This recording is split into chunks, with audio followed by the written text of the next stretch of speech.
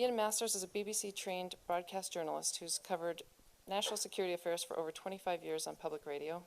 He's the host of Background Briefing and Live from the Left Coast on KPFK, which is heard Sundays from 11 a.m. to 1 p.m. Ian's produced documentaries for ABC News and Frontline and edited a number of features and documentaries, including Koyaanisqatsi and The Secret Life of Plants. He's been a senior fellow at UCLA's Center for Strategic and International Affairs and UCLA Center for International Relations, and was a consultant to the Center for National Security Studies at Los Alamos Laboratories in New Mexico. Please join me in welcoming Ian Masters.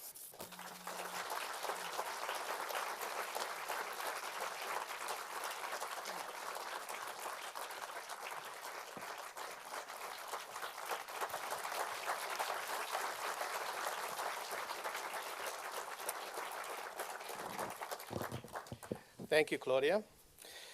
Tonight we will discuss rumors of war with Iran, an attempt to separate war plans from determined military resolve, bluster from psyops, and covert actions from neocon fantasies, as well as the carrot from the stick, all in the context of the dying days of a moribund Bush presidency, which has managed to turn Teddy Roosevelt's dictum of talking softly and carrying a big stick on its head by talking stickly and carrying a big soft.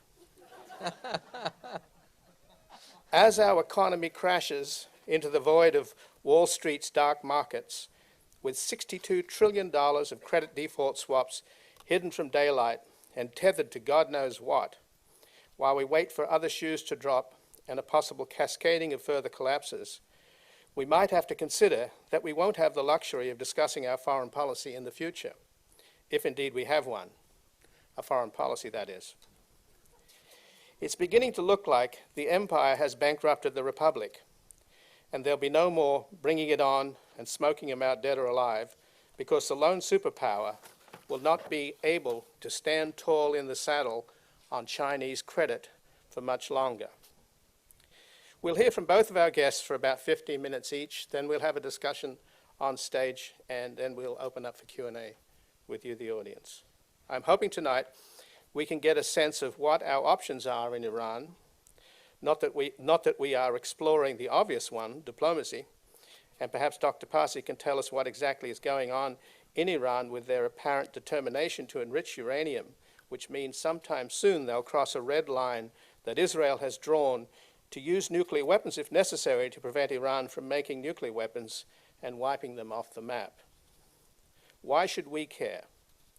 Well, there has not been a nuclear shot fired in anger since Nagasaki, and crossing the threshold to usable nuclear weapons, of which there are thousands in tactical battlefield arsenals, which will erase the deterrent value of the ultimate weapon and make nuclear war acceptable.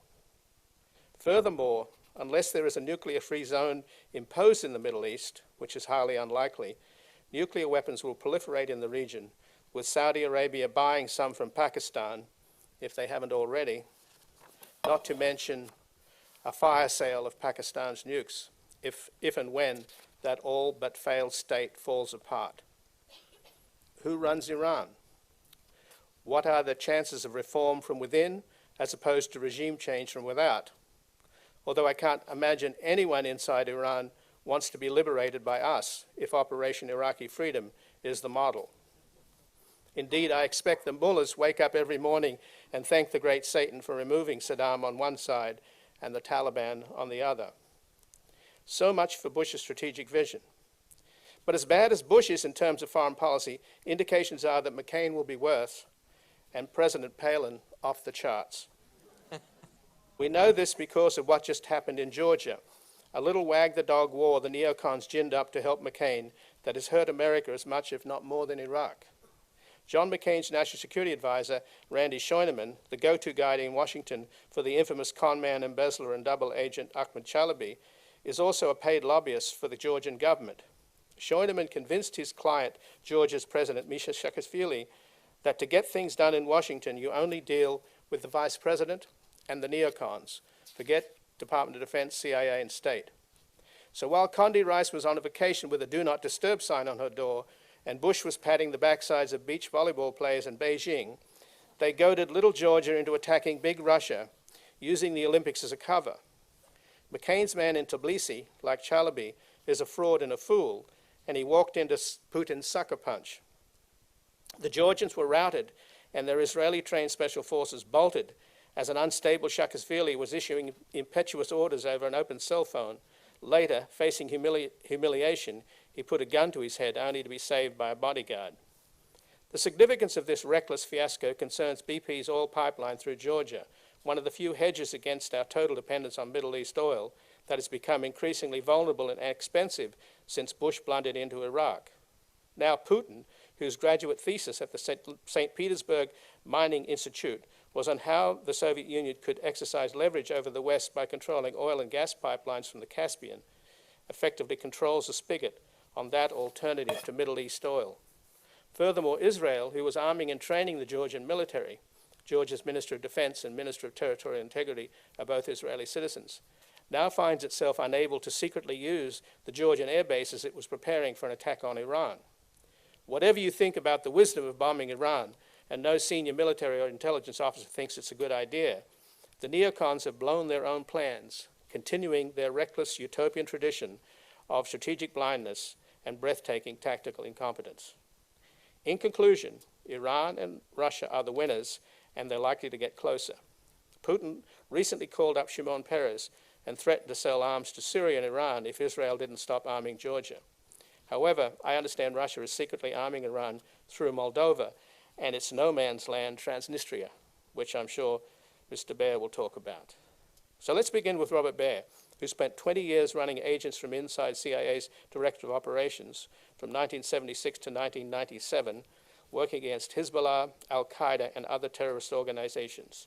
He is considered by Seymour Hersh, who has been writing about a possible war with Iran for some time, as perhaps the best on-the-ground field officer in the Middle East.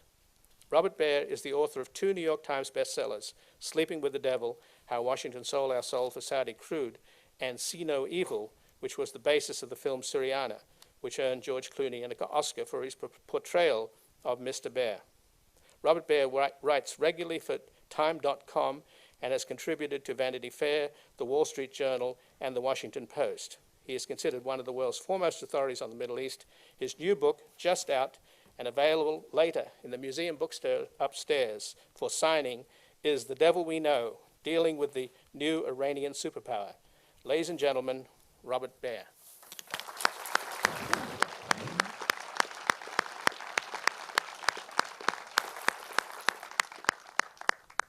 Thank you very much for inviting me back again. I was here about 6 months ago, again talking about Iran and the Middle East. My view is a bit peculiar because it's from living in the Middle East for 21 years as an American. My terms of reference are sometimes I don't share in common with most Americans. And my history with Iran goes back to a very specific event, and that was the bombing of the U.S. Embassy in Beirut in April 1983. It was probably the most devastating attack on the American Foreign Service in its history. It was the most devastating attack. On that day, it was 18 April, a pickup truck drove through the front lobby, exploded halfway up the steps. The force of the explosion was so heavy that it forced the plexiglass into the Marine, and they didn't find a piece of his body. It was incinerated. What we found was that the world changed. For me, for the CIA, there were 6 CIA officers lost there, all of whom I knew. I was in Beirut in December and January, just a couple months before. And Bob Ames, national head of intelligence for the Middle East, was killed in this explosion. It's all of a sudden, for us, it was, I'll use the cliche, it was a wake-up call, because it was no longer Palestinian terrorism. It was Shia terrorism in this case. It was Iranian terrorism, as we found out. But more than that was the effectiveness of the attack. In October 23rd, we're coming up on an anniversary, a suicide bomber drove in to the Marine barracks, Beirut Airport, kill, 241 Marines and soldiers. Another attack. This was a defeat, little understood in this country because we have generically covered it with the word terrorism, which is just completely misleading. Terrorism had nothing to do with it. That was a military operation which resulted in Reagan pulling back the Marines onto boats and leaving Lebanon, just basically giving up. There has not been an incident in American history where we've been forced out of a country where we had vital interests in two attacks where the enemy lost 2 people. Not only with that, it was the precision of these attacks from an insider. It's very difficult to set off a car bomb reliably 100%, but to set them off so they get inside of a building and bring the building down. On top of it, we were faced with the fact that we didn't know who the bomber was of the Marine Corps barracks nor the embassy. We had suspicions, but they've never come out and said who they are. Suddenly, the war changed. We weren't the only ones to miss it, because on the 11th of November, 1982, the Israeli military headquarters in the south was blown up. Again, a suicide bomber drives through the front door, kills 70-some Israelis and Arab prisoners that were being held in the building. We and the Israelis tended to dismiss this as a phenomenon unrelated to the course of history, that we were going to get over this. We were going to defeat a couple dead-enders, if you want them. We were going to go back to dealing with the Palestinian problem. It was going to be very easy. What we missed was a new form of asymmetrical warfare, which gets to the point of the title, the subtitle of my book about Iran, the superpower. We take this 18-year war, and for the first time in Israel's history, it was forced to give up territory under fire. 18 years, the Israelis could make no headway against the Iranian-backed resistance, the Islamic resistance. It was proficient. They were using advanced weapons combined with things like mobbing tactics, where the 20 or 30 people dressed as farmers, as merchants, donkey carts, would hit an Israeli patrol from all sides and overcome heavy armor. It's not going to do any good for us to describe what happened in Lebanon other than accurately. And the Israelis were beat. And this was an Iranian, organized, developed army, and it was very specific. The other thing we've missed in Lebanon and the rest of the world is the extraordinary discipline of Iranians. They went to war against the Israelis with a direct objective, with very little money, and with an incredible absence of corruption in this war. Total absence of corruption, which is unprecedented in the Middle East. None of that money that went into Lebanon, into the military effort, was stolen. It went to the right places. The Israelis in 2000, when they decided to leave Lebanon, described this as a political defeat. They lost the political will. Once the Shia in the south got Lebanon back, they could restore the border, they could negotiate. And then we got the 2006 war, 34-day war. The Israelis were defeated, and this is something they admit. For the first time, Israeli deterrence since 1948 was overcome. They lost that deterrence power. What surprised the Israelis on top of that was that they managed to take out a corvette with a modified Silkworm. That's a boat, very sophisticated, well-trained crew, completely surprised the Israelis. I think killed 4 sailors. Hezbollah managed to blanket out Israeli radar in all the cities. All cities in Israel are still vulnerable by these rockets. And moreover, for somebody who studied communications for years, was absolutely amazing that Hezbollah has gone to fiber optics. That means the Israelis can't intercept them, and it's absolutely crucial. And as long as I'm giving you a laundry list of where this war has gone, As we know, the Hezbollah moved into caves, completely negating the Israeli Air Force, negating predators, these remote-controlled surveillance aircraft, and Israelis were stunned. In the Winograd Commission, they came out and said, we've lost our deterrence capability. We cannot let this go. Now, what this has left us with is Israel, and I'm not advocating anything. I'm just describing a situation as I would in a briefing. Israel has to get this deterrence capability back. It has to get a strategic upper end, the upside of this. Because if they don't, they're going to lose to Iran. Today, it's my feeling that the Israelis put this conflict in terms of the nuclear weapon. But what they're really concerned about is Iran's overarching strategy, conventional power, asymmetrical warfare, and this fiasco that Iraq was. The neocons have said, don't worry about Iraq because the Arabs are Semites and they'll never, ever in the long run work with the Iranians who are Indo-Europeans. It'll never happen in history. And they'll go back and cite events, going back thousands of years. The Arabs are Bedouin and the Persians live in cities and they're more sophisticated and it'll never happen. This is one of the dumbest arguments I've ever heard. Hassan Nasrallah, the head of Hezbollah, is an Arab. Not a drop of Persian blood in him. Not only that, he's completely sophisticated. And not only that, he has put his fate in Iran's hand. Thirdly, having defeated Israel, he is the new Salahuddin of the Middle East. We're looking from an Arab Islamic point of view. We're looking from a social class that has been oppressed locally. We're looking at people that are pro-Palestinian. We're looking at the Iranians who are not particularly pro-Palestinian, but they've managed to turn the Palestinian issue into a banner of anti-colonialism.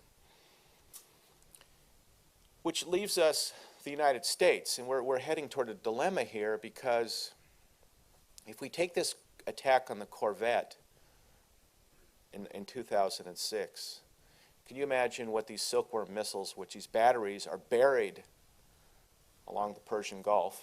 You notice I use the Persian Gulf for a reason rather than the Gulf. They can take out tankers. I mean, call up Lloyd's and ask them, 3 tankers get hit, insurance is pulled, 17 million barrels of traded oil is taken off world markets. The Iranians can target Abqaiq, which produces that's an oil facility in Saudi Arabia, the major one. They can target that. They can take it out with a couple of missiles. We effectively, if we go to war in the Persian Gulf, we lose 55 to 65% of world reserves of oil. We're addicted to oil. I think this administration would have hit Iran if it weren't for oil. It was certainly proposed by Olmert, the prime minister. It was certainly considered by Cheney. Seymour Hersh's stories on this were absolutely accurate, but someone woke up and said, wait a minute, Iran is a superpower. In other words, we're going to go into World War III. Maybe an economic one, they may be blackmailing us, but it is World War III. The important thing is the Iranians are not going to do this preemptively, take out the oil. They could have done it years ago. They could have done it in 2001, done the most damage. They are interested in survival. Iran is no longer that country that bombed the Marines. It's no longer the country that bombed the embassy. They've arrived, if you like. Iraq, let me go back to Iraq. It's very important. The reason the surge is working is thanks to Iran. Iran does not want a civil war in Iraq. It can't afford it, because if Sunni fundamentalism ever picks up a base in Iraq, it will slop across the border into Iran. They want the same thing for Afghanistan. They don't want the Taliban back. I don't know if for those who read the Iranian press, they were apoplectic, the Iranians, yesterday when Gates was talking about reconciling with the Taliban. And he was saying, what's next? Is Mullah Omar going to be at the White House? drinking orange juice. So the Iranians have won in Lebanon. They have Syria under their thumb because it's an Alawite regime, which, and I apologize for any Alawites here if there are any, they're not really considered Muslims by Shia and Sunni. So they need a protector, and that's Iran. Iran that has beat the Israelis.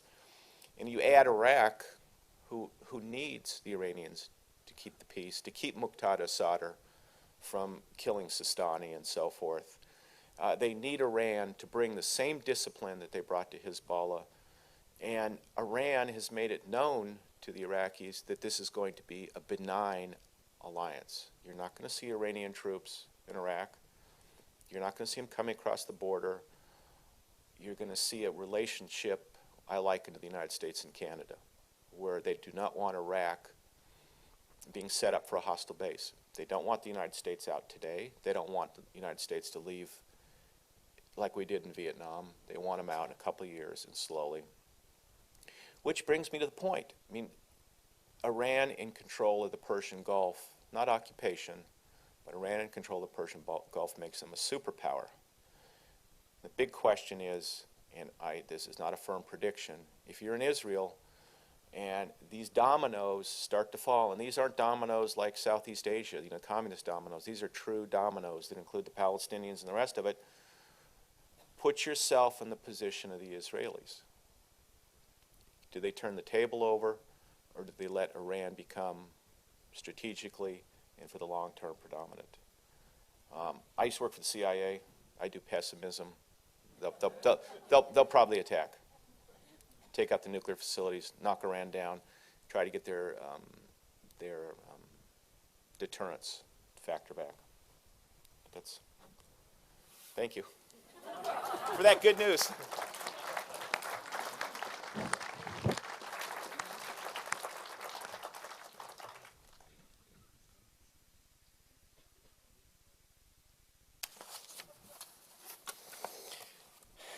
Thank you, Bob.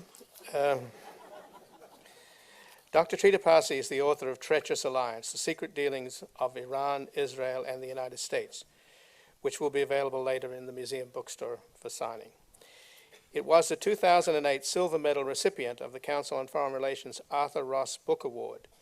Dr. Parsi wrote his doctoral thesis on Israeli-Iranian relations under Professor Francis Fukuyama and Dr. Zbigniew Brzezinski at Johns Hopkins University School of Advanced International Studies, SAIS. Treacherous Alliance is the first book directly addressing Israeli-Iranian relations and their impact on U.S. national interests since 1987. It is the only book based on extensive interviews with decision makers from all three countries. Dr. Parsi has served as an adjunct professor of international relations at Johns Hopkins University, SAIS, and his articles on Middle East affairs have been published in the Financial Times, the International Herald Tribune, Christian Science Monitor, Jane's Intelligence Review, The Nation, The Wall Street Journal, The American Conservative, The Jerusalem Post, and The Forward, to name a few. He is a frequent commentator on Middle Eastern affairs and has appeared on BBC World News, PBS NewsHour, CNN, Al Jazeera, C-SPAN, NPR, MSNBC, and Democracy Now! He has served as an advisor to a U.S. congressman on Middle East issues and is the co-founder and current president of the National Iranian American Council, a non-partisan, non-profit organization promoting Iranian-American participation in American civic life. Ladies and gentlemen, Dr. Trita Parsi.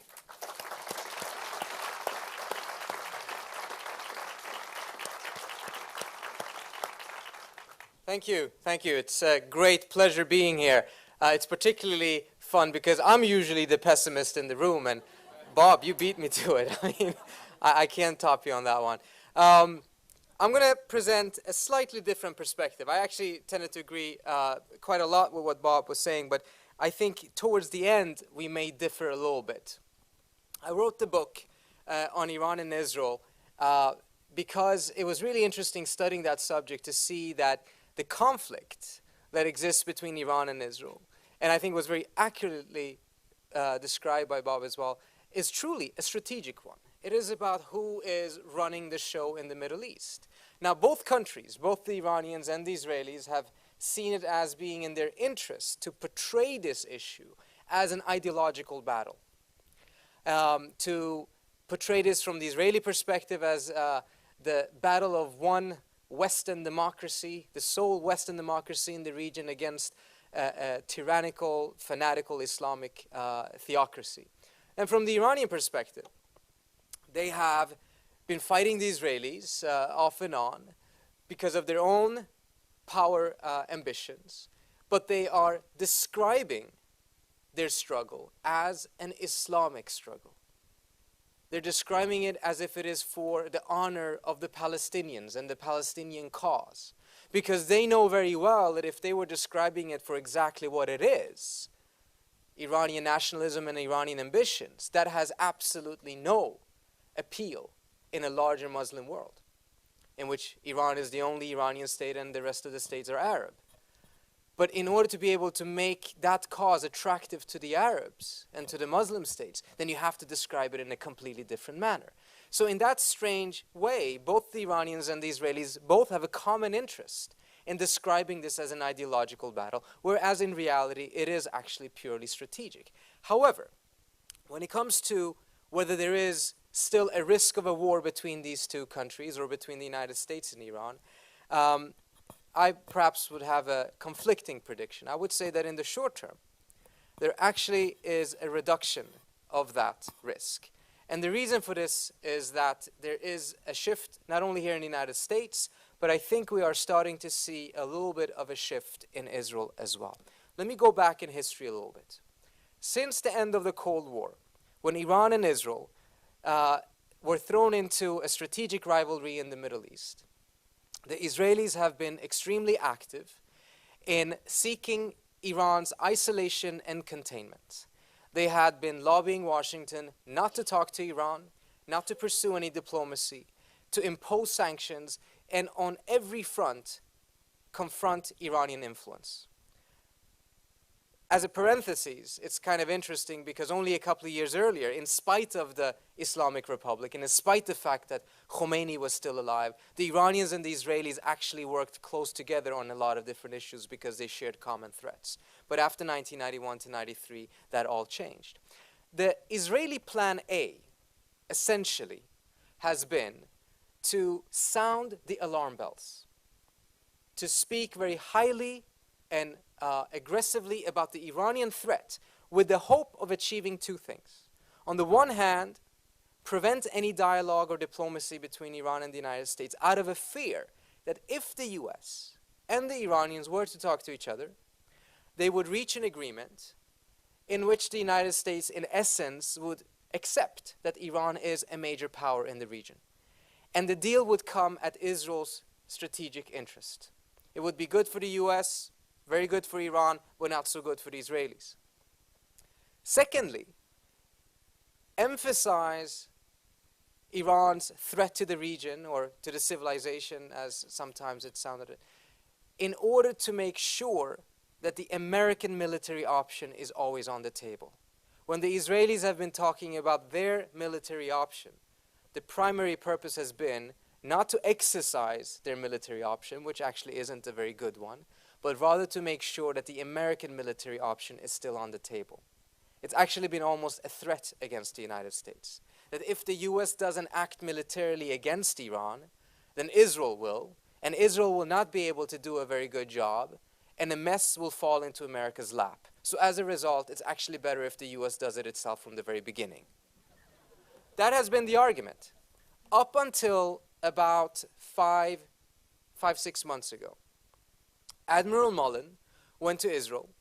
He was there for a couple of days, met with most of the Israeli officials, and made it very clear that if Israel were to attack Iran, it would drag the United States into a third war in the Middle East at a time when it's facing significant difficulties in the first two wars, Iraq and Afghanistan, and America simply cannot afford to do so.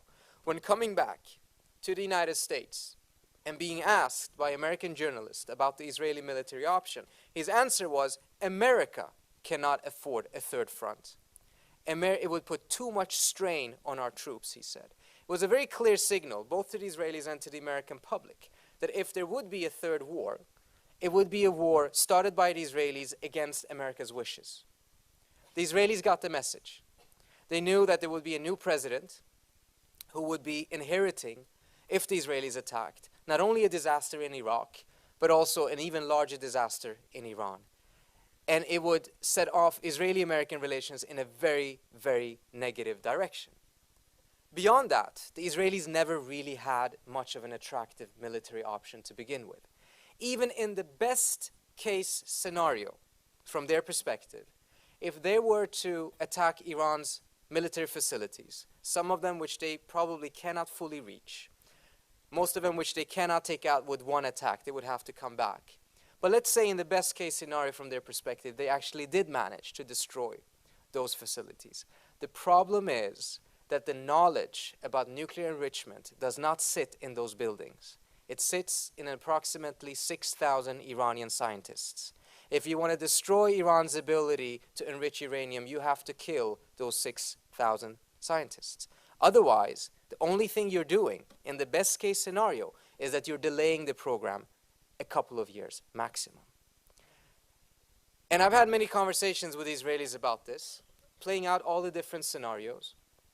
And the end result is, the best case scenario, you would perhaps be able to push it back 4 to 5 years, but after that, you can be pretty damn sure the Iranians would have a nuclear weapon.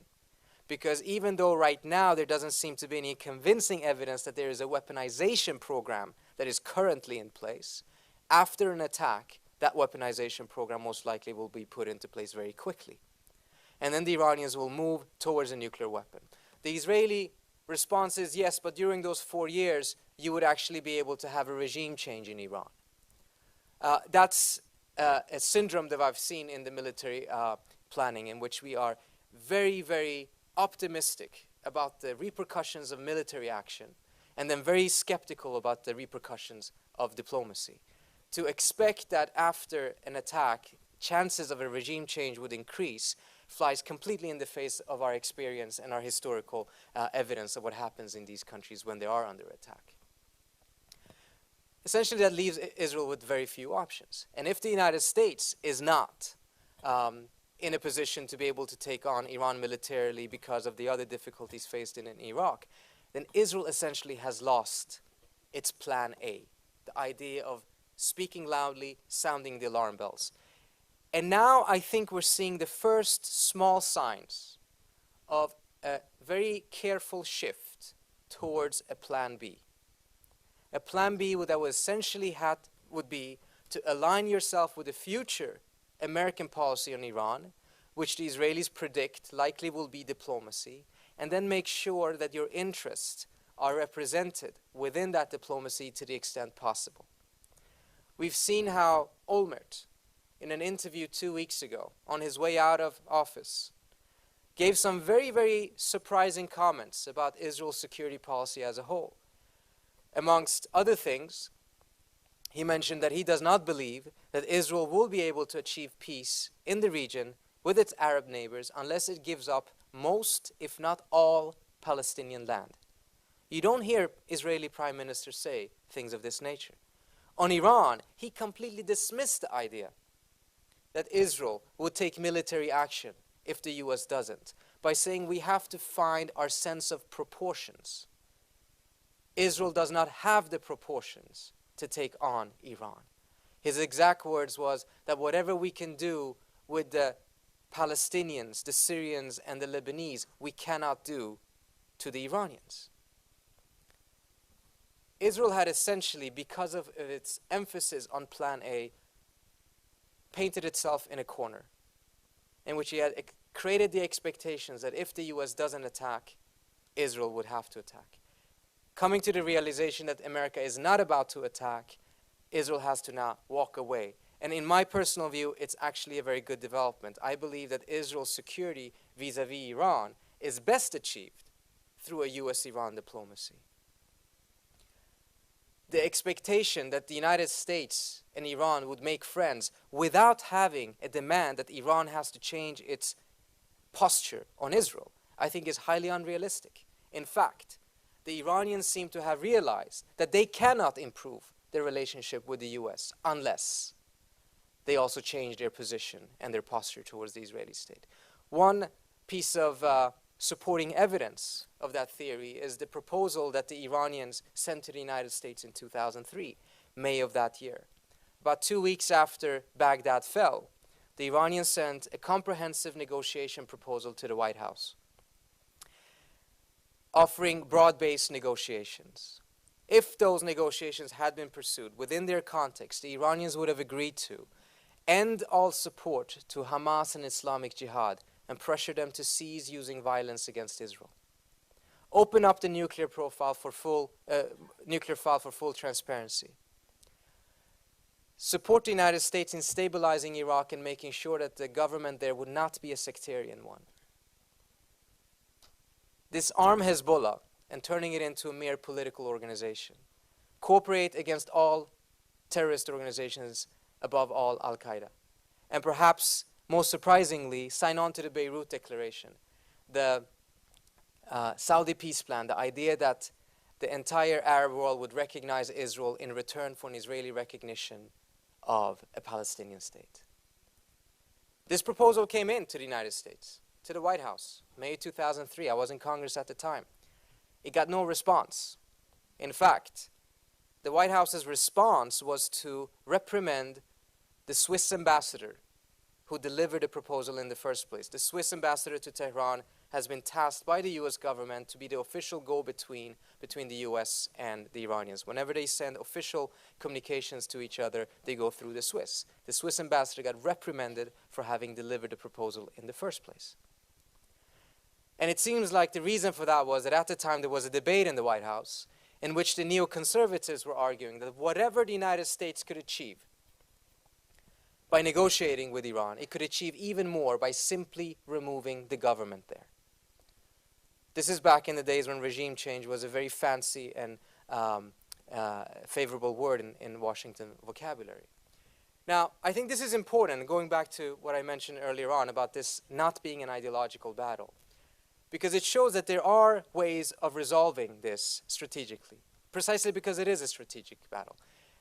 Ideological battles don't have solutions. They have one victor, and everyone else is defeated. Strategic conflicts do not. You can find common solutions. And this is important because right now, you do have people on the far right, both in Israel and in the United States, that are saying that it's 1938 and Iran is Germany. And then they go on to imply that Ahmadinejad is Hitler. If we accept the premise of that analogy, that indeed it is 1938 and Iran is Germany, then the question is, which leader in his or her right mind would like to play the role of Neville Chamberlain, the British Prime Minister who thought he could negotiate? This is an analogy that is deliberately devised to eliminate diplomacy from the table. And when you eliminate diplomacy from the table, you make war inevitable. But war isn't inevitable. I would say that instead of saying that it's 1938, it's 1914. We have completely discarded diplomacy. We have abdicated statecraft to military strategy, and a single bullet is enough to spark a major war. And on that happy note, I thank you. So, Trita, the peace offer that came from the Iranians via the Swiss, for context, that happened in May at the time of mission accomplished, when the Iranians were quite afraid that they'd be the next to fall, and that Dick Cheney essentially gave them the back of the hand and said, we don't talk to evil. Now that clearly, as Bob's made it clear, we have blown it so badly, particularly in Iraq, where we're completely tied down with no end in sight, in spite of the much advertised surge. We don't talk about whether we've won the war, we've won the surge. So is there a chance of making an overall deal? That deal that they offered back then, when we had maximum leverage and we gave them the back of the hand, we obviously are coming hat in hand at this point, but give us a sense of whether this deal can be revived. Thank you. Well, first of all, it is true that this is at a time when the United States was in a much, much better position than it is today.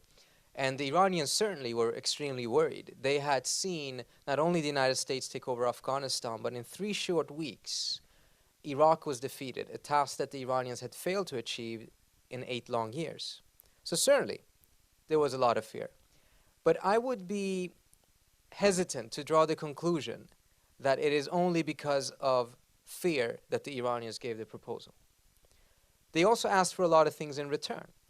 They asked for an end to all economic sanctions, access to holy sites in Iraq, recognition of Iran's sphere of influence, of its what they called legitimate security needs. By the way, the entire proposal, the documents, its different versions are in the back of the book in the appendix. Some of the things that the Iranians at that time offered and demanded, they had actually discussed earlier on as well, when they were not in that bad of a situation. I've seen some conversations that did take place between members of Congress and Iranian diplomats before the Iraq War, in which very similar things, a very similar framework was presented. So I'm personally not convinced that the only way you can get them to make a deal is to make sure that you have their back against the wall and they're really weak. But the second part of your question, I think, is very important. We are definitely not in the same position as we were before, and as a result, it may be very, very difficult to be able to get back to that type of situation. And that says something about the cost of not pursuing diplomacy. We're oftentimes hearing people saying, oh, diplomacy is so costly, you know, we waste time, etc., etc. Well, this is the cost of not pursuing diplomacy. The Iranians had less than 100 centrifuges at the time. They have more than 4,000 now. That's the cost of not pursuing diplomacy. And it's not as if us not talking to the Iranians did the slightest thing to help the human rights situation in Iran, to do the slightest thing to help the cause of democracy in Iran. On the contrary, it's been completely counterproductive in that aspect as well.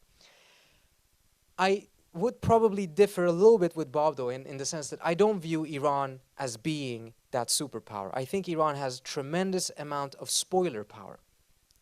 It can be tremendously disruptive and problematic in the region.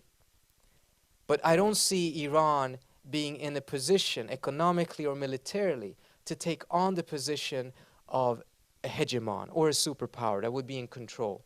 And I'm not a military expert, and Bob may know much more about this, but the type of capabilities that Iran has developed over the years, and as Bob said, been quite effective at, have been far more defensive and useful for deterrence or for spoiler in order to sabotage American policy than to actually be able to lead the region. But I'm sure we can have a good conversation about that. So in other words, could the U.S. take him on head on? You're saying that they've perfected asymmetrical warfare. Oh, I think we could very quickly march to Tehran. I was in Baghdad during the war, and what you noticed, the Iranian diplomats were out looking at this remarkable phenomenon. All the Iraqi tanks had little holes in the top of them from Hellfire missiles. And it was clear to the Iranians, well, if we have any tanks in the open, they're gone. So they've shifted the whole nature of warfare when, and Trita's absolutely right, it's more to thwart American power and win wars by attrition. Very easily in Iraq, they could take Hezbollah, and there are a lot of Hezbollah people there, and subject us to the same sort of resistance in Iraq. If they chose to, they're not doing it right now, which would cause us to add a couple 100,000 more troops and ultimately lose. Quicker. Well, I would hope it'd be quicker. Well, you just couldn't win. You'd hope it'd be quickly we'd lose, so we'd come home. But Americans just cannot sustain a warfare like Israel put up with in Lebanon, so that they've equaled out this thing. And if you marched into Tehran, what would you have? You wouldn't have a welcome there. I mean, the Iranians are, when I went to Iran, they asked me, did I have the new Jay-Z song and then going on, and they knew more about American music than I did, and they probably speak English better than I do. But that doesn't mean that they accept our politics, our national security. I mean, they do remember Mossadegh coup. It was a humiliation. They don't like the CIA, and yet they're sophisticated enough for Ahmadinejad to host me. I mean, I got off at Tehran airport, and they pulled me aside to fingerprint me, and this lady's just apologizing profusely, saying, well, you do it to us, and it's diplomatic reciprocity. American journalists need to get. And I thought, oh my God, I really am the Mr. Magoo of the CIA, and they're going to haul me off, never to be heard of again. But they were absolutely polite. The police never bothered us. They knew that you're basically harmless. So all the CIA propaganda is just that. It's a very sophisticated culture that we're dealing with.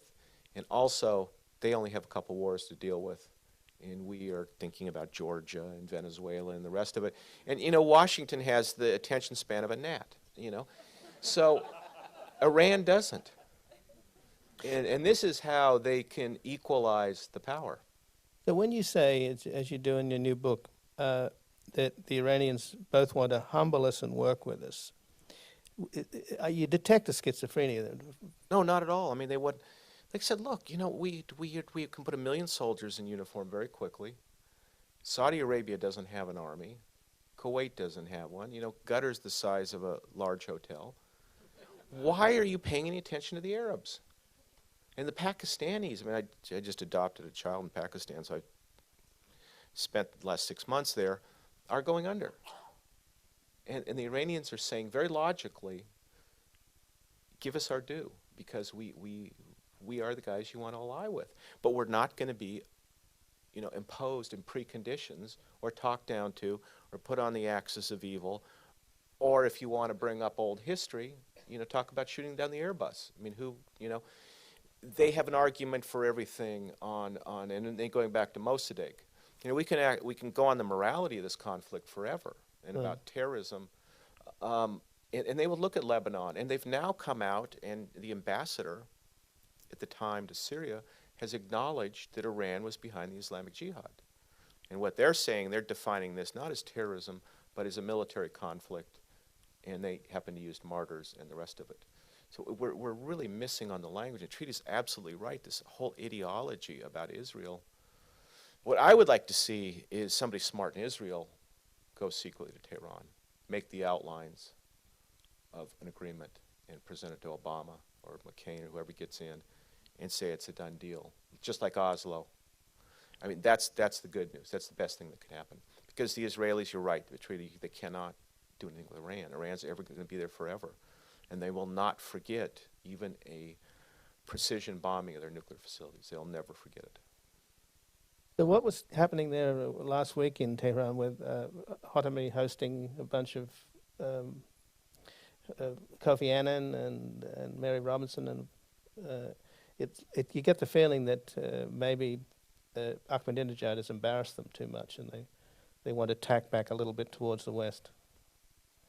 Let me make 2 points on the previous questions first. I would want to add one more, a psychological factor, because I think you mentioned something very important, Bob, that the Israelis are not going to be able to do it. But one psychological factor that would make them very hesitant to do it is that as long as there's been these fights between the Israelis and the Iranians, they have always fought each other through proxies. They've been very careful not to get into a direct confrontation with each other without those proxies. And Iran is still a country that hosts more Jews than any other country in the Middle East except Israel itself. The Iranian Jewish community stretches back 2,500 years. Many of the most high-ranking Israeli officials are also of Iranian descent, some of them born in Iran. So there's also this psychological factor in which both Iran and Israel view each other as non-Arab states in a sea of Arabs. They're currently at odds because they're the two most powerful countries in the region. But it's smarter to fight through proxies than to do it directly, because when you fight countries directly, particularly in the Middle East, no one forgets. And that can come back and haunt you. So that one more reason why I think much of the Israeli bluster has been exactly that, bluster. They're not prepared to go into that direct confrontation. And also, I think you said something extremely important, Bob. You mentioned that they can do these things to the United States because we have so many other conflicts to take care of. We're responsible for Iraq. All of these things show that the responsibility and the weight of being the hegemon and the asymmetric benefit of not being the hegemon. If the Iranians were actually, if the United States completely withdrew, and the Iranians were then left with the responsibility for the region, they would be in an extremely difficult position. And that creates a symbiosis between the United States and Iran. I think the US by now should probably have come to the conclusion we cannot have stability in any region if we want to base that stability on the exclusion of some of the most powerful states of that region.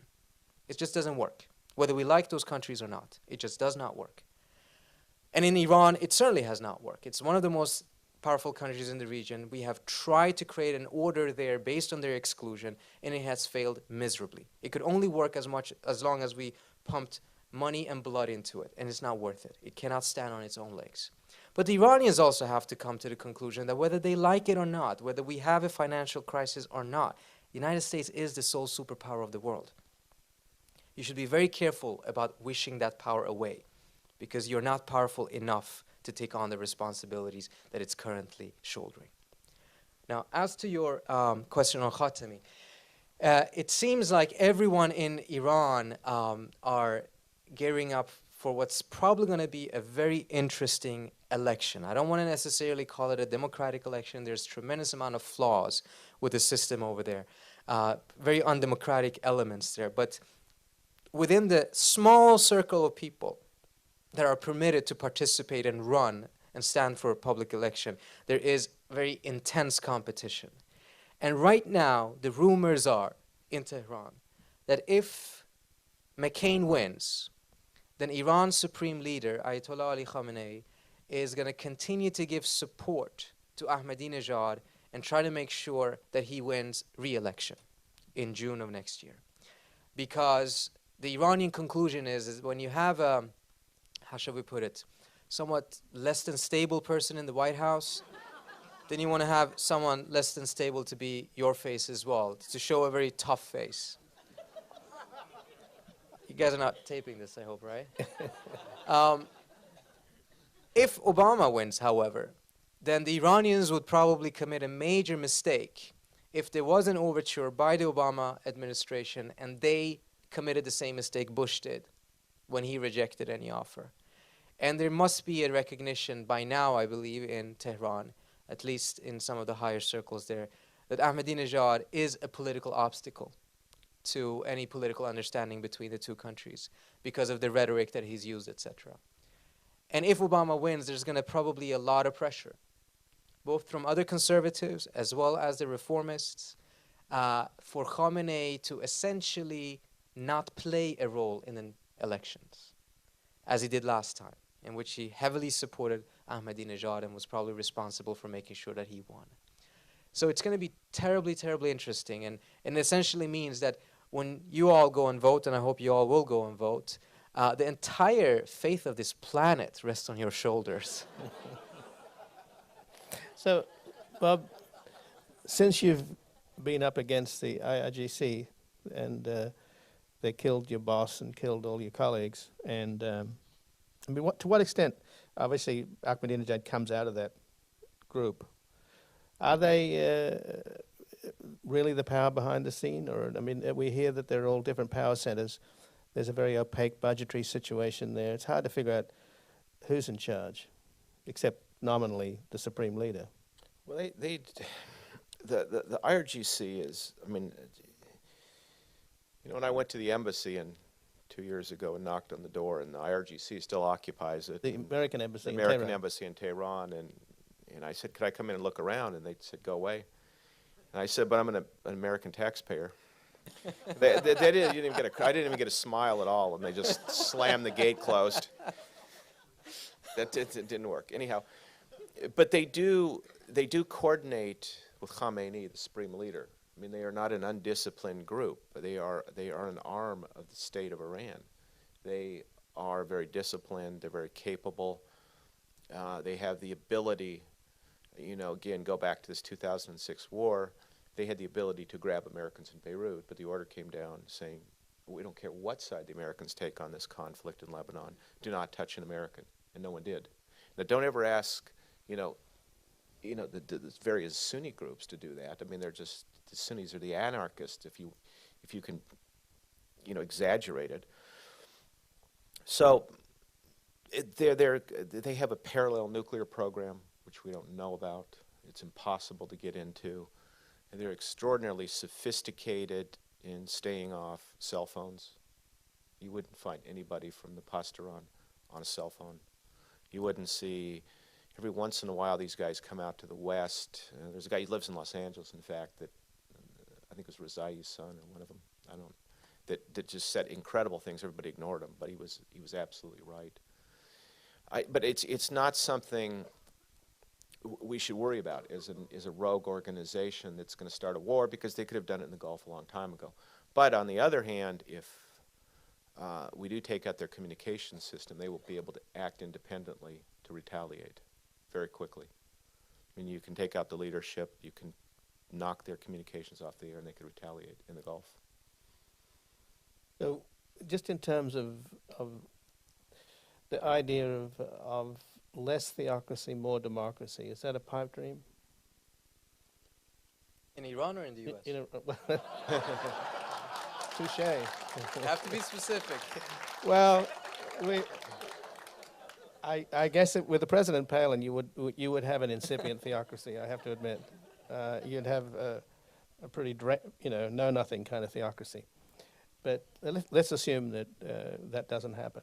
Now in Iran, I think in the long run, I perhaps I'm naively optimistic. I just see it as impossible for Iran not to become a full democracy.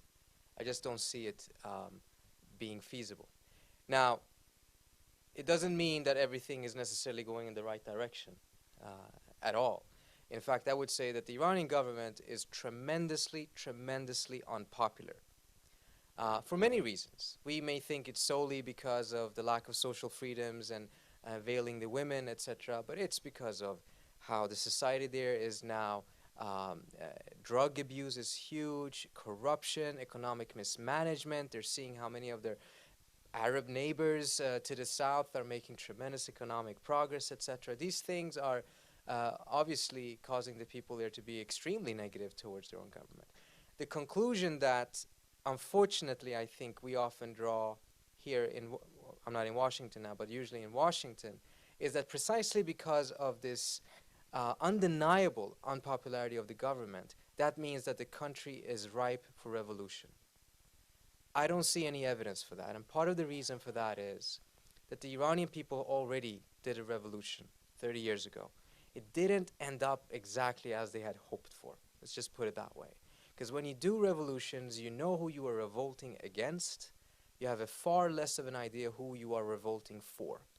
And right now, they don't see clear democratic options out there that would make it possible and feasible for them to take the risk of going out on the street and do whatever you have to do to change the government. Let me give you an example. I was interviewing a lady in one of the ministries, and like a lot of technocrats in Iran, mid-level in the ministries, they're very negative about the government. The joke is that in Iran, everyone dislikes the government, including the government. But at the same time, she expressed a lot of hesitation and fear that there would be a sudden change of government, particularly that it would be some wannabe Chalabi groups coming in from the US, because she had no confidence in them being democratic. And as a result, she was fearful that those groups would identify her as part of the government, because at the end of the day, she worked in a ministry, even though she was herself against the government. And when you don't have confidence in the group's democratic credentials, that means that if you are defined as part of the government, you may be executed on the spot. In the Iranian Revolution, it was instant justice. People were killing off people to the left and right and taking revenge. No one is looking forward to that. And no one is looking forward to a situation, as you mentioned in your opening, of Iraq. So unfortunately, as tensions have risen, as we have failed to do this democratic, if it ever was meant to be this democratic experiment in Iraq, more and more, the question is not between democracy and tyranny. It's been reduced to stability and instability. And as a result, people everywhere choose stability over instability, even though they heavily dislike their own government. Any thoughts, Bob? We're going to open up for questions. Well, this is a fantasy, a neocon fantasy. We can overthrow the government in Iran. Forget it. I mean, I used to overthrow governments for profession, or try to. It's not doable. I used to ran the Iranian opposition for many years. Nice bunch of people, academics, and the rest of it. It was useless. I mean, and I think that even if we did overthrow this group of people, the religious parties only get 10% of the vote, the Majlis, plus or minus. You're still left with Iran, a very nationalistic country that's not going to want to give up its gains in Iraq, Lebanon, and the rest of it, and it is still going to have the Palestinian cause. This is not the Palestinian cause. It's not an invention of the mullahs. It's been around forever. It goes back to the Muslim Brotherhood. It goes back to the 20s. You're going to have still the same Iran, the same state, and we just have to learn how to deal with it. And I argue that we're almost better with Iran. I spent 2 years in Israeli prisons talking to Hamas suicide bombers, and they could not articulate what they wanted to do against Israel. It came down to do to the enemy as they do to us, and that's as far as it went. Now, when I talked to the family of the boy who blew up the Israeli headquarters in Tyre in November 1982, they were very specific. They said that was a military target, and it stopped there. I mean, there was a coherence to the Iranians in this war, and as Trita says, and I couldn't agree more, if it's a strategic empire and not an ideological one, there is room to negotiate. And if Pakistan goes under, and Iraq in a certain sense, we're going to want the Iranians. We're going to say we got to do something. And then again, for Saudi Arabia, I mean, let's don't ever forget the facts that there were 15 Saudis on those planes on 9/11 and not 15 Iranians. The Iranians wouldn't have think, or Iraqis, or they just wouldn't have thought it. I mean, we have to start, if we're going to fight an empire, our empire, what's left of it in the Middle East, we better get to know the difference between a Shia and a Sunni. I mean, McCain doesn't know, but it's the first thing he's got to learn. There is a difference. So we have microphones on both sides. This gentleman down here in the front, the dark suit. Thank you, Ian.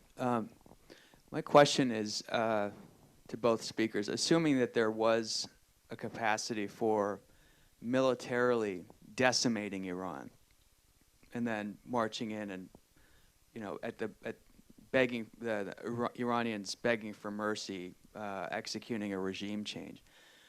Just within the first shot, either by Israel, by the U.S., or both, what can the West collectively expect potentially in retaliation from Russia, China, Pakistan, and Venezuela due to either alliances with Iran or just due to the shift in geopolitical reality? Well, it's my hobby horse is oil. If you don't mind me answering, the Russians would love it. I mean, they export 5 million barrels of oil a day. If it goes to $250 a barrel, and they'd say, look at the Americans. Of course, you can't trust them. There are 3 wars in the Middle East. They would just let things slide. I think what we'd really be concerned about is again, Hezbollah, because they've trebled the size of their rocket force. And the Israelis would have to go into Syria and Lebanon to take these rockets out. And that would start to look very much like World War III. So we would see, and you'd see a reaction in the West Bank and Hamas. You would see what the Iranians would hope at that point is, after an attack, that you would see the Palestinians, for instance, in Jordan, which are more than 50% of the population, would come to the aid of Hezbollah and Iran. And this happened in 1967, where there was a hope that in that war that the Arabs would rise. I think we have a much larger chance there'd be a wide reaction, an attack on Iran. Due to the blocked oil and natural gas from the And because we'd have to react. We'd have to go in. We'd have to go into the northern side of the Persian Gulf and take out those missiles physically. I mean, you have to send teams in. You'd have to bomb Iran, and you simply can't go in and kill 5 million Iranians in the major cities, where the Pasdaran is based in many cases, or the Basij, and not have a huge reaction. It's just it's a bridge too far. Where's that microphone on that side? The gentleman up there in the back to your right there. Yeah. It seems to me that Iran is in a strong position just by the nature of who they are, how long they've been there, and their relationship with Muqtada al-Sadr in Iraq. And Israel has all their nuclear weapons. So maybe those are the main players in this movie. You know, maybe the U.S. needs to just kind of back down and negotiate between the players more instead of trying to be a main actor itself. I could just say one thing. I mean, this administration pushed the Israelis into the 2006 war. They said, "Go at it, take these guys out, and we'll go after Iran." I mean, you know, I keep on saying this. We are always ready to fight. You know, the neocons are always ready to fight the Arabs to the last Israeli, and now we are sort of responsible to act maturely, and we're not. You're absolutely right. We just got to show. You've got to talk to the Iranians to ask them to figure out what they want and give them a step-by-step plan for deconflicting the problem, the tension in the Persian Gulf and Iraq. And they really are a lot more rational than they were in '79. I mean, that's a good story. I mean, it's a mature revolution. It happens. It happens to the French Revolution. It happened to even Gaddafi. I mean, supposedly he blew up an American airplane, and we're reopening an embassy and doing big oil deals. I mean, why can't we do the same with Iran? This side. The lady on the aisle there.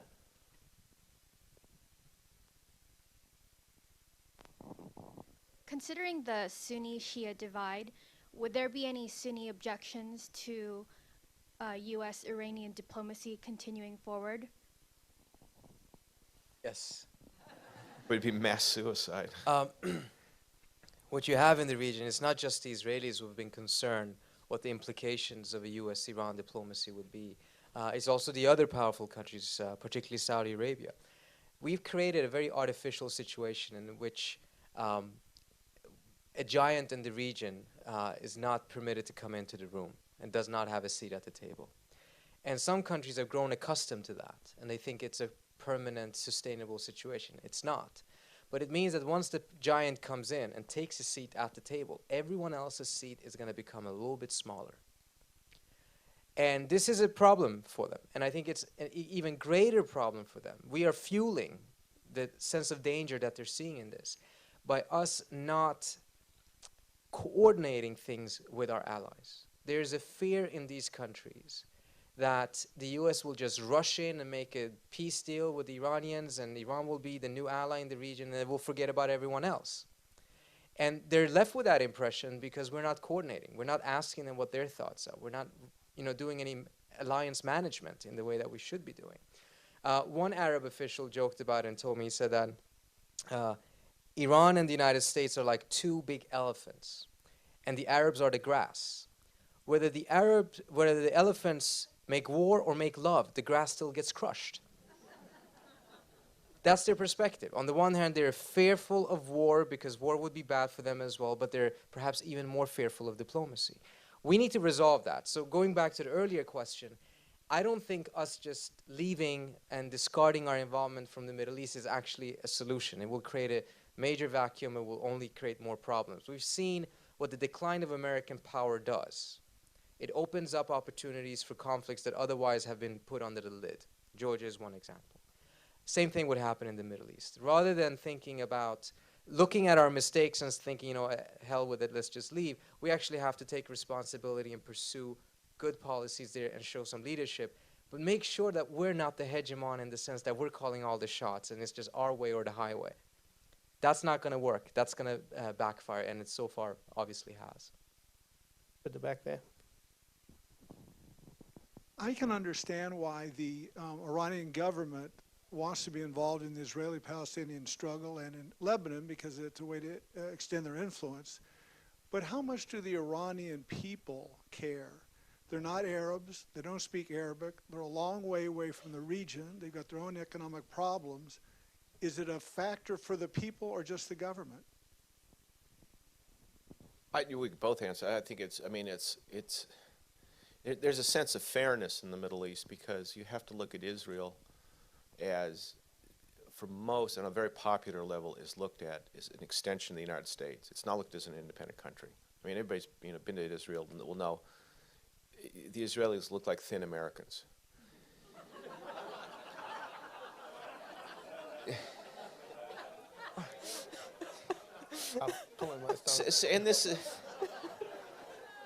And so this is the way they look at it. I mean, they look at it. I mean, where did Israel come from? You know, and there's a certain. I mean, Iran is a very old, sophisticated civilization. I mean, if you know Iranians well, they'll talk about the things that went on thousands of years ago when we were still living in caves. And so there's a certain feeling of humiliation. Now, I've found in my years, and the Arabs don't really like the Palestinians very much. They like the Lebanese, they like the Egyptians. They're not a particularly popular people. And the Iranians have said over and again privately, we have to do something for the Palestinians, but it's whatever the Palestinians accept. And so this idea that they have to push Israel into the ocean is not generally accepted, even in Hezbollah. They'll sit down and say, we don't really care about that. We want them out of Lebanon, actually. But, so if Olmert says 242, part of Jerusalem, the West Bank and Gaza, I mean, this is a huge development for a conservative prime minister to raise this coming out of office or still in office. The Iranians are going to go along with it. I mean, they are a nationalistic power that wants their due. I would agree. I would just add that a sense of justness of the Palestinian cause, you definitely hear amongst ordinary Iranians, but they make a differentiation in the sense that, yes, what's going on over there is very unjust. The Palestinian rights need to be restored, but it's not our problem. It's not our money or our blood that should be spent on it. And this is part of the problem that, for instance, during the Lebanese war, there was a tremendous amount of anger in Iran because there were rumors that Iran was sending hundreds of millions of dollars to Hezbollah to do the restoration immediately after the war. And people were saying, look, this money needs to be spent back here. It was one of the first times that I noticed that the Iranian leadership was going on TV and explaining the conflict in very clear geopolitical terms, explaining to the Iranian people why they still needed to do this. And their explanation, to just simplify, was that this was not a war between Israel and Lebanon. This was a precursor towards a war against Iran, and Iran is much better off fighting it, having the front lines being as far away from Iran as possible. And you usually did not hear the Iranian leadership explain conflicts in those terms. They instead put it in the garment of Islam, and this is a pride of Islam, and et cetera, and try to get away with it that way. They couldn't. They had to put it in nationalistic terms in order to make sure that they could quell the anger that existed. Are you saying Israel is a threat to Iran? Am I saying that? No, I don't think that's what I said. But that wasn't the question. Okay, this side, the gentleman in the middle here with his hand up. No, there. Sorry. Thank you. I was wondering what you thought of Weapons Inspector Scott Ritter, his comment that if Israel or America struck Iran in an attack on their nuclear facilities, that you could kiss an American city goodbye or something to that effect. Oh, there's no evidence of that. I mean, that you hear this, Detroit, there's Hezbollah cells, and look, we lost 15 tons of explosives. We're coming out of Lebanon. I don't know where they are. You could, but it's this fear that they're everywhere and they're going to come out of Canada, and they're in the tri-border region in South America.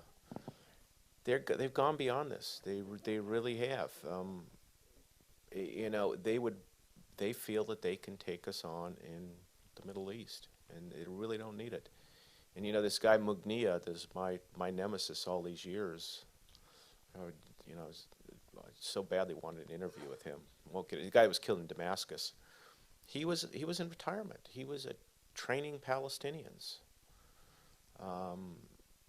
It's an irrational fear that people are playing off. And this, again, it goes back since 9/11. This administration has just been playing off fear, just raw fear, to deceive and lie, and that's what they're doing. I mean, the chances of bin Laden being dead are very high. The question is, are they going to drag him out in the next 2 weeks? As Ian and I will be talking about at cold storage, and say we finally got him. People don't. I don't know that he's dead, but he probably is. Well, let's put it this way. Khalid Sheikh Mohammed, the mastermind, said he wasn't working for bin Laden. So, Can you wait on the microphone, please, sir? Can you wait on the microphone, please? yeah, no, he's talking about the famous white van. It's an intriguing story. It deserves a book.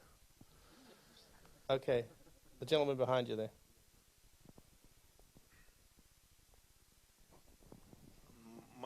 My question is, I hear all of this, and I don't think we went to Iraq because of Iran.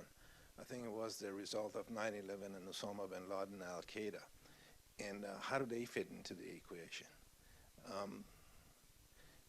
The goal of Al Qaeda and bin Laden wasn't to just bring down 2 high-rises.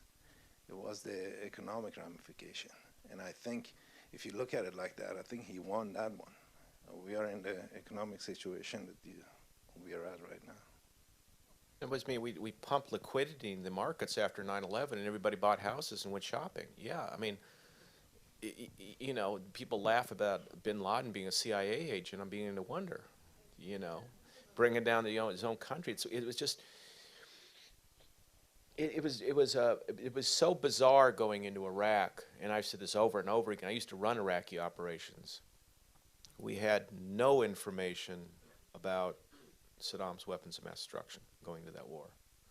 It was just completely bottom dragging, cherry picking, whatever you want to call. I think that it was an act of folly, not intention, because we don't know how much oil there is in Iraq. And Wolfowitz and Feith and the people that brought us this war didn't either. I think, let's be fair. I think they probably really thought that they could change the Middle East by bringing democracy to Iraq. I mean, we have to give them the benefit of the doubt. I mean, Wolfowitz and the rest of them haven't made any money off of this.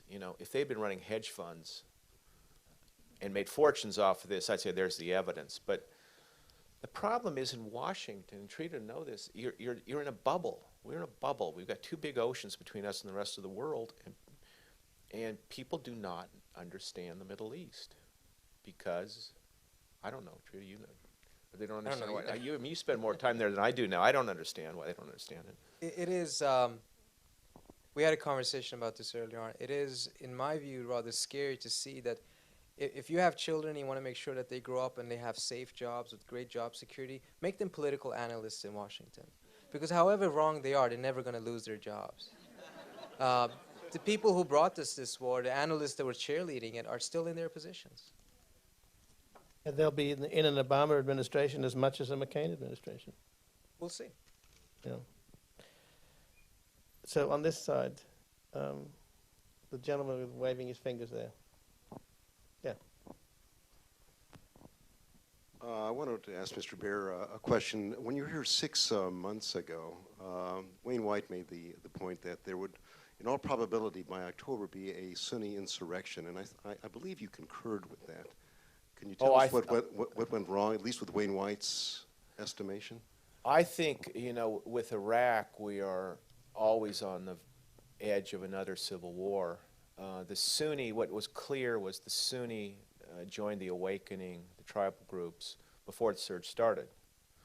And this is in no way to take away from what our patrols are doing there, our soldiers. I mean, it's amazing how far we've come, the learning curve on dealing with in an Arab country, and got the bad apples out and figured out how to work this.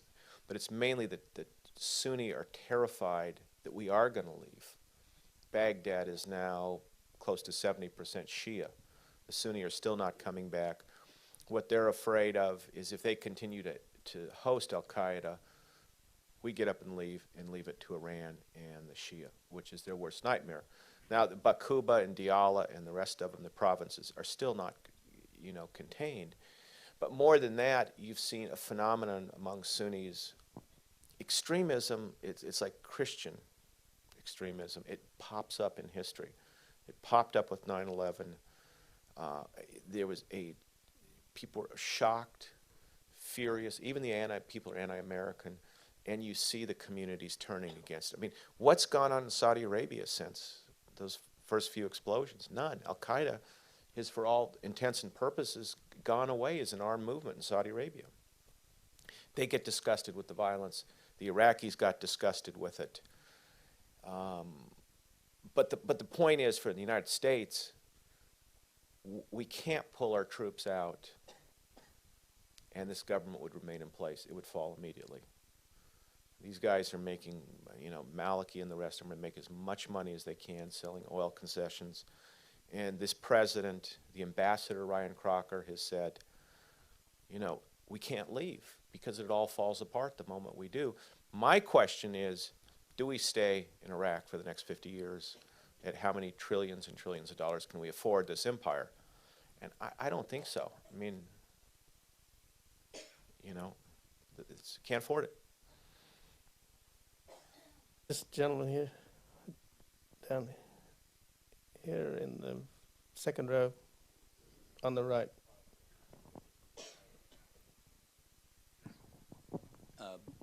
Bob, we've spoken at length about the Kurds' role in the region. I know both of you haven't brought that up this evening, if there was a particular reason, if you just feel that they were a speed bump and not really a necessity in the process. And the second question was, I was interested in hearing the doctor's opinion about your notion of Israelis, the Iranians wanting Israel and to sort of correspond with the UN resolution and sort of pulling back to lands. I forget the year.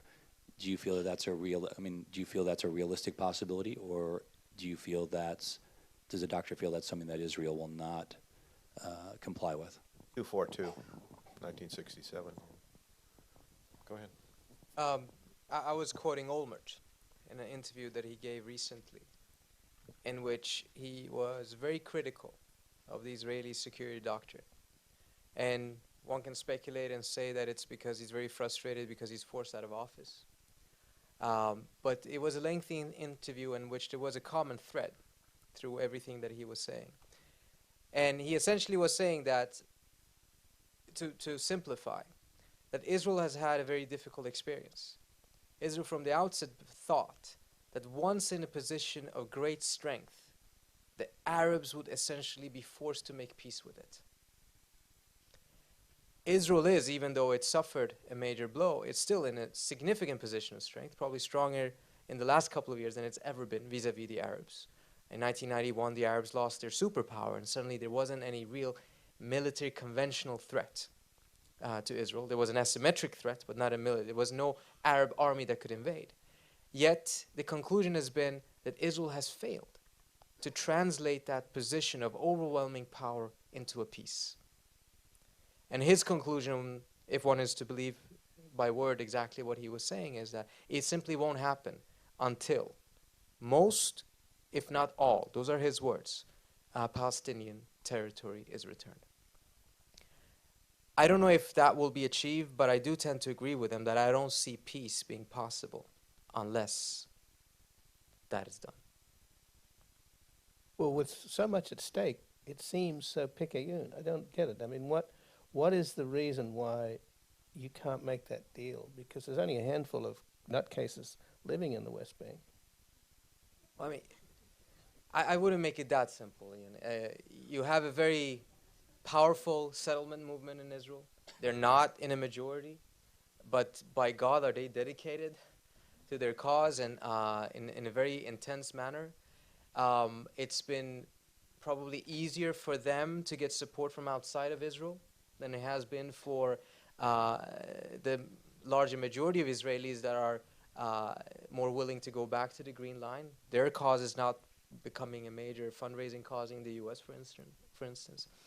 And you have an entire military complex in Israel that has securitized almost every aspect of Israeli life. One Israeli analyst who actually left because of this said to me that, remember, Iran is always 2 to 5 years from a nuclear bomb, according to the Israelis. Since 1991, that has been the Israeli line. Years pass, but Iran is always 2 to 5 years away. And he said that part of the problem is that in Israel right now, if you want to make a career, describe Armageddon scenarios and worst case scenarios. Every time you're wrong, no one will remember. The one time that you're right, you become a 4-star general. And this creates a great asymmetric situation in how analysis is being produced. And in my view, it's become an imprisonment for the Israelis themselves. I strongly believe that the vast majority of them want to break out of it. If they just traded off the Palestinian problem and make a deal with Iran, which is the emerging superpower. So given all of that promise, what are they trading off? They got a nightmare on their hands on the West Bank. Why are they holding on to it? Well, see, the problem is the Israelis over the years have become, you know, the guy who made the wall, I went and interviewed him, and he said to me, he said, this isn't about Arabs or Muslims. I said, see that wall there that I designed? There's 400 million people, and there's going to be 800 million people who want to come here and live. He said it was an urban nightmare for him, not a political problem. You also have the problem of, again, going back to Lebanon, and Hassan Nasrallah, he is the Salahuddin, he's popular everywhere, and they don't know how far it's going to go. You have to put the rights or wrong in Israel is not the point here. It's the point is a lot of Israelis are scared. They got rocketed. You know, the chief of police in Haifa, a very close friend of mine, and kept on going about the Russian mafia. But when I called him in 2006, in the middle of this, he had changed his tune. Oh. Got shelled. So we're looking at it from this side of the Atlantic.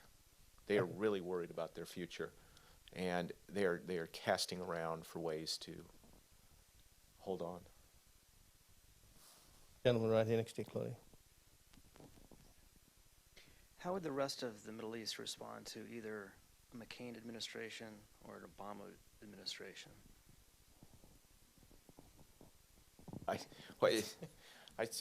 What I do in my vacations is I go hang out with very odd people, and in this last one I spent time with the Red Mosque people, the survivors in Islamabad, basically Qaeda related, and they were going on and on screaming about Obama is going to attack Mecca and take Mecca. I said I hadn't heard that, but what she was referring to, this is the wife of the. They attend the Palin rally. I mean, she sounded just like Palin. What he's talking about is Obama going into Pakistan, and this is not going to improve relations instantly. Obama, when he becomes president, it's not. And I think he's just going to have to be more. I say that if we were going to cut a deal with Iran, and I'm speaking very narrowly, McCain is the guy that could sell it, just like Nixon did with China. I mean, he's not going to, but I think he could sell it. Well, both of you gentlemen have books up in the bookstore to be signed, and you can continue the conversation with them up in the bookstore. And I thank you both for coming. Been a very interesting discussion. I wish there was more of this discussion out there in the body politic, but of course we've got to talk about washed up 60s radicals instead. So thank you, Dr. Parsi, and thank you, Bob Baer. Thank you.